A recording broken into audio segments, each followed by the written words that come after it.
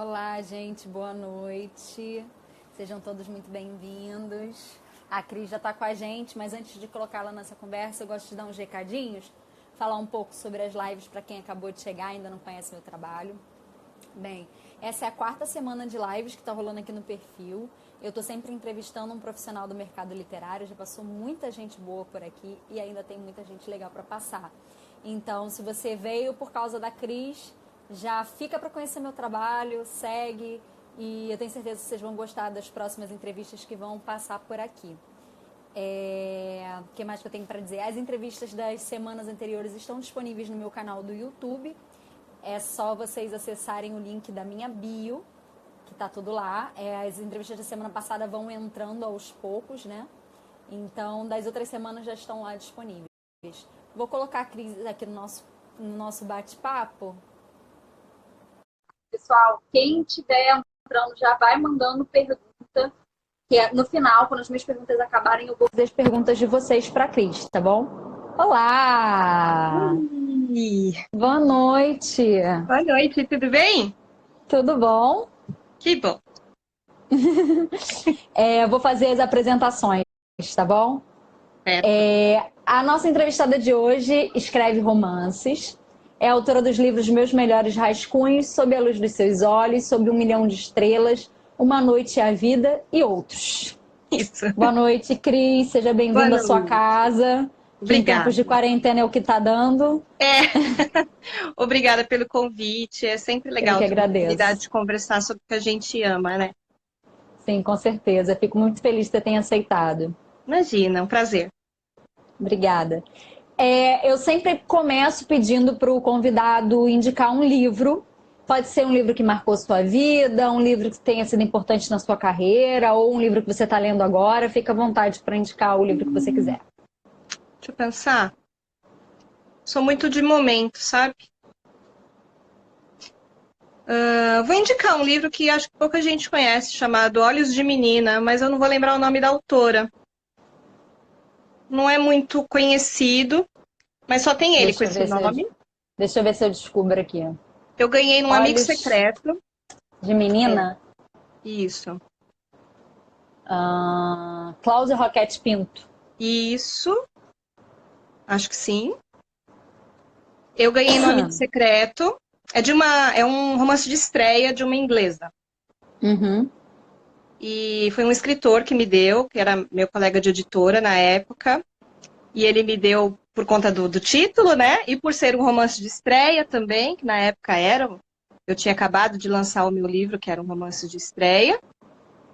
E ele foi um livro que me mostrou um outro jeito de contar a Desculpa, eu história. dei uma informação errada. É Tá. Susan Fletcher, o nome da autora. Isso, é essa, Susan Susan Fletcher. Fletcher, perdão. É isso, Pode continuar. esse Desculpa mesmo, ter te Susan Fletcher. interrompido. Imagina. E ele foi um livro que ele tem uma narrativa muito tranquila, sem muitas reviravoltas. E foi ele que, a princípio, me ensinou e me deu vontade de contar histórias de outras maneiras também. Me mostrou que o simples é difícil. Você contar uma história simples é, às vezes, mais difícil do que contar histórias com viradas hollywoodianas e tal. Então, é um livro bem bonito e que pouca gente conhece. Porque eu podia, de Eu nunca tinha ouvido repente, falar. indicar o Rochinol, 100 Anos de Solidão, mas são livros que todo mundo E muita conhece, gente provavelmente. indica, Muita né? gente já leu. Esse é bem bacana, é bonitinho, é um relato, é um livro de memórias. É bem bacana. E como é que é a sua história com livros? Você foi uma criança leitora? Sim, eu tive o privilégio de nascer numa casa repleta de livros. Minha mãe é professora e minha mãe é leitora voraz. Então, a minha mãe, ela lia por prazer, ela lia muito romance policial, ela lia muito Sidney Sheldon, ela lia muito Harold Robbins. Então, Ah, minha equipe aqui é muito boa, foi buscar o livro. Ah, sensacional. É muito Muito lindo, a capa, eficiente, dá um inclusive. aumento para a equipe. A minha equipe é sensacional. Merece um aumento. Foi buscar na minha estante. É maravilhoso. Olha a capa que linda. Muito bonita É da mesmo. Bertrand. Aham. Então, eu nasci numa casa repleta de livros. A minha mãe lia muito livro de suspense, policial. E ela tinha uma tática muito boa, que ela me dava o livro e ela falava assim, filha, você lê esse livro que eu não entendi muito bem tal parte, aí você me explica depois? Porque aí eu ia ler me sentindo, né? Depois a gente conversava sobre o livro, então não só lia, como também tinha essa conversa sobre a leitura, analisar né, a escrita do autor, o que tinha nas entrelinhas. A minha mãe me ensinou a gostar de ler, a discutir leitura, e ela era aquele símbolo, né, de beleza. Eu achava minha mãe linda, inteligente, eu acordava, ela estava com aquele livro na mão, então eu queria ser que nem ela, né? Então eu lembro quando eu peguei o primeiro livro da estante dela, né, que era o livro da estante dos adultos, que foi... Ai, meu Deus, é do Sidney Sheldon. Tempos de Areia? Não. Eu sou péssima, com minha memória você vai ver Eu que é sou ruim horrível. também. Tem livro que depois que eu começo a ler, que eu pensei, gente, eu já li isso, meu Eu sou Deus. péssima, eu confundo tudo, mas depois qualquer coisa eu vou colocando lá no meu stories, tá? Tá bom. As capas. Eu falo pra minha equipe pegando. Foi o primeiro livro... Não, Reverso da Medalha. Lembrei, o Reverso da Medalha, do Sidney Sheldon, foi o primeiro livro de adulto que eu li, que eu peguei na estante da minha mãe. Então eu tive o privilégio, sim, de crescer numa casa cheia de livros. Bacana. E você lembra, assim, de algum livro da sua infância que foi muito marcante? Marcelo Marmelo Martelo. É um Eu tenho clássico, muita né? afinidade com esse livro, porque ele questiona o significado das palavras, né? De uma maneira Aham. infantil, lógico. E eu acho que eu sigo fazendo isso até hoje. Qual o sentido das palavras, né? O A que sua que... mãe também era professora de português ou era outra Não, disciplina? a minha mãe é professora de primário, de primeira a quarta. É o Aham. E Fundium aí hoje em conseguiu dia, né? passar esse. Eu gostei dessa tática da sua mãe, muito boa. Acho que eu A vou minha mãe tentar com nasceu meu para filho educar, minha filha. adolescente. Minha mãe nasceu para educar. Ela nasceu para criar gente, eu falo. Ela tinha várias Ai, que lindo táticas isso. para conversar com a gente. A coisa do diário foi ela que me deu também, porque ela percebeu que eu era muito introspectiva, eu era falante, mas não muito sobre os meus sentimentos, sobre as coisas, né, importantes, eu não era de falar muito. Então foi ela que me deu o diário, para eu aprender a tirar as coisas, né, de dentro, conseguir externar de alguma maneira. Tudo isso é muito culpa dela. Graças a ela. Você é formada em letras e administração também, ou você trabalhava com administração antes sem ser formada? Eu sou formada em secretariado executivo. Aí Sim. E depois aí eu depois você fiz. largou e foi fazer letras. Não, eu terminei, aí depois eu fiz especialização em leis trabalhistas, que eu trabalhava em recursos humanos depois. Caramba, que diferente. Aí, quando eu fiz a especialização de leis trabalhistas, eu fazia junto com letras. Eu fazia aos sábados Aham, leis trabalhistas e fazia durante a semana letras. Aí depois eu fui fazer especialização em língua portuguesa.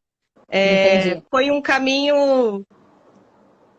Eu falo que a minha mãe também disse que eu vivi tudo que eu tinha que viver para ter bastante experiências depois para contar nos livros. Porque eu comecei bastante na vida empresarial. Eu trabalhei em muitas empresas, eu tive cargos diferentes. E aí, depois que eu fui dar aula, minha mãe não queria que eu fosse professora. Mas é um vírus, eu falo que pegou na família.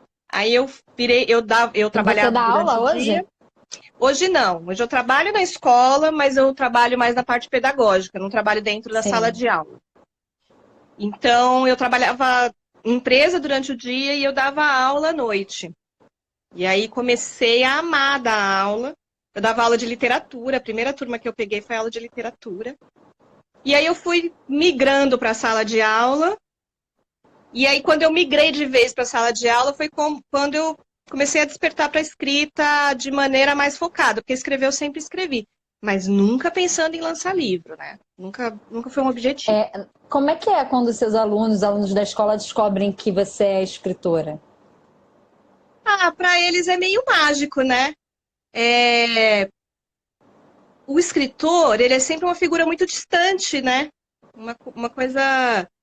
eles olham até hoje eu É fui quase um separar ser os livros. mítico, né? Eu fui separar os livros para live, aí meu marido falou assim, nossa, quanta palavra, né? quanto trabalho intelectual, né? Quanto trabalho de pensamento. Quando você vê aquele monte de palavra reunido, né? É grandioso. E é difícil a gente pensar que é aquela pessoa comum, normal, do dia a dia, que está com você, né? Que cruza com você todo dia, que tem dia que tá um bagaço com dor de cabeça, que não tá se sentindo muito bem, né?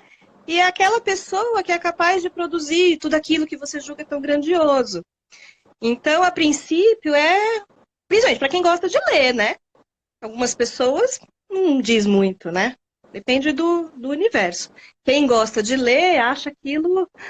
Nossa, mas como? Você, essa pessoa tão comum, essa pessoa que está aqui do meu lado, é capaz de produzir tudo isso?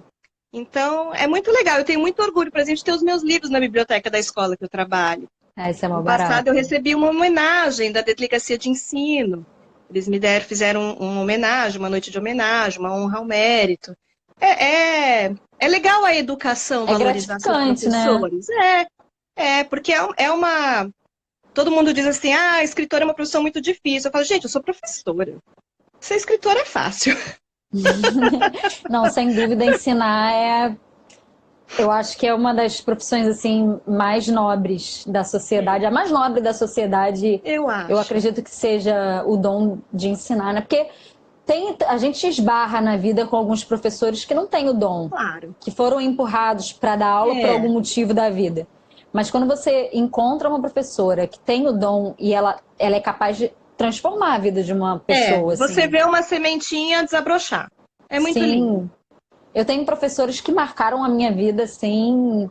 Tinha uma professora que eu já cacei na internet, mas não consegui achar, que eu me lembro de mudar de escola e voltar para visitar no primário. Eu era apaixonada por ela. Foi uma professora assim, que não era boazinha, não era aquela professora que passava a mão na cabeça, não, ela puxava a orelha, eu era terrível. E assim, mas ela ia nos meus aniversários, sabe? Ela era eu completamente apaixonada por ela. Eu também. Enfim. E assim, você falou que sempre escreveu, né? O que você escrevia quando jovem, mas na adolescência? Eu escrevia diário. Eu sempre tive um diário. Então, escrever para mim sempre foi um negócio muito pessoal. Sempre muito íntimo. Eu acho que é por isso que até hoje os meus textos têm esse tom intimista. E acho que por isso também eu nunca imaginei publicar livro, né? Porque ninguém imagina pegar o diário e publicar, né? Então, é por isso talvez que o caminho tenha sido longo, até aceitar essa possibilidade. Então, eu sempre escrevi, eu comunico melhor meus pensamentos, meus sentimentos, escrevendo até mesmo do que falando. Então, eu tinha diário, a partir dos 7 anos eu ganhei o diário. E desde então eu sempre escrevi. Claro que eu tive um espaço de tempo que eu parei de escrever, que aí você entra naquela fase da vida que você tem outros interesses e faz outras coisas. E aí eu voltei a escrever numa situação muito inusitada, foi quando eu fiquei noiva. Eu descobri que tinha um negócio chamado blog de casamento, que era para você registrar os preparativos. Eu falei, vou fazer um para ficar guardado. E fiz. E aí fiz muitas amigas na época, fui criando, e aí casei. E agora? Vou largar? E eu tava gostando daquilo. Eu falei, eu vou continuar com isso. Fechei o blog de casamento, de noivado, e criei um outro blog. E aí continuei escrevendo coisas do dia a dia. E aí, meu blog começou a ser classificado por outras pessoas que liam como um blog de crônicas. E eu falava, gente, não é um blog de crônicas, é um diarinho. Eu falei, Cris, é um blog de crônicas. Crônicas são textos sobre o dia a dia. E aí percebi que eu estava com um blog literário, mas foi muito sem intenção. Foi sem intenção nenhuma. Mas fiquei com esse blog um tempão e ia ficar só nisso mesmo. Nunca pensei em publicar livro, continuei só nessa. Depois, numa sala de professores, Crepúsculo estava muito na moda, e professor de português é muito chato, eu posso falar porque eu sou, eu tenho essa licença, e estavam criticando muito, que a garotada só lia porcaria, que só pegava só livro porcaria, fazia sucesso, que não sei o quê. Eu falei, gente, se alguém tira essa garotada do celular, do videogame, da TV, faz sentar e ler mais de 300 páginas, eu vejo valor. Porque eu Concordo sou da muito. linha que acredita que leitura amadurece, conforme o ser amadurece. A gente lê conforme os nossos interesses. Tanto é que eu falo Sim. para um aluno, você não gosta de ler? Você gosta do quê? Você gosta de futebol? Vai ler sobre futebol. Conforme seus interesses mudam, a sua leitura muda. Eu acredito nisso. Nossa, eu concordo Enfim. muito. Eu comprei diário de Minecraft pro meu filho, com dor no Minha coração, mas filha leu a comprei. coleção toda do Que Diário de ele uma Banana. leia. Toda. Leu a coleção toda. Ela lê. Começou lendo o gibi. Quem é que não começou a ler com o gibi? Gibi Sim. é alta literatura, por um acaso? Não, Não vamos falar de gibi, Gaga. gibi é Gibi literatura, formou é a maior parte das entretenimento. pessoas como A leitores. gente tem que ler porque gosta. Ler porque gosta, por prazer, porque é legal. É isso que vai transformar uma pessoa num leitor. Concordo muito. É divertido, é bacana. Enfim. Aí, li tudo. Eu li Crepúsculo, eu li Harry Potter, eu li todos esses que fazem sucesso, Jogos Vorazes. Eu sempre leio, eu quero saber o que eles gostam, por que gostam. Eu E leio, de repente todos. até aproveitar, né, de alguma forma na educação, no projeto da escola. Sim. Eu gosto de saber o que os jovens, apesar de não escrever